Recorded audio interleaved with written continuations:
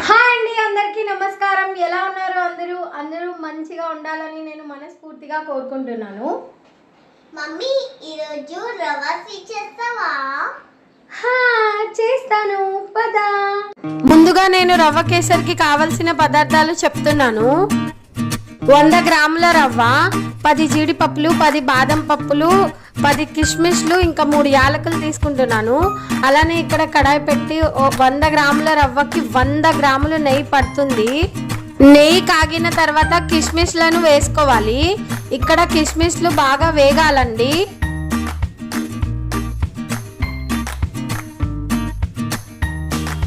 కిస్మిస్లు మంచిగా వేగిపోయాయి. జీడిపప్పులు, బాదం పప్పులు నేను ఇలా మంచిగా కట్ చేసుకొని వేసుకుంటున్నాను. తర్వాత జీడిపప్పు, బాదం పప్పు వేగిన తర్వాత రవ్వ కూడా ఇక్కడ వేసుకుంటున్నాను. రవ్వ వేసుకున్న తర్వాత మనం మంచిగా రవ్వని కలుపుకోవాలి.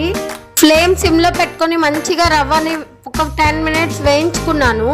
అలానే ఇంకో ప్యాన్ పెట్టుకొని దాంట్లో 1.5 గ్లాస్ నీళ్లు వేసుకొని 100 గ్రాముల రవ్వకి 100 గ్రాములు పంచదార వేస్తున్నాను. పంచదారను మంచిగా కరిగించుకోవాలి. నీళ్ళల్లో మంచిగా బాయిల్ అవ్వాలి నీళ్ళు. ఆ తర్వాత ఆ నీళ్లు తీసుకొని మన రవ్వలో వేసుకుందాం. మంచిగా కలుపుకుందాం.